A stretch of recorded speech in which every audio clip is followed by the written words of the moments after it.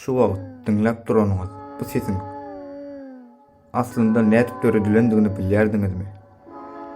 Gelin öwreneliň. TikTok'daky ýa-da YouTube'daky käbir gorkunç videolarda bu sese duş gelip görensiňiz.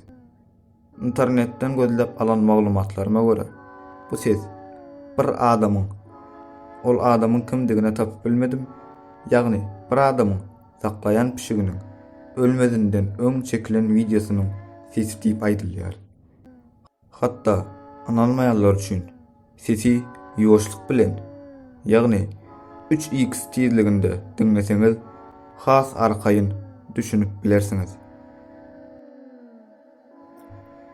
Sesiň tezligini ýoşlatyp dinläninde hakykatdanam birazrak gorkunçrak işdilýär.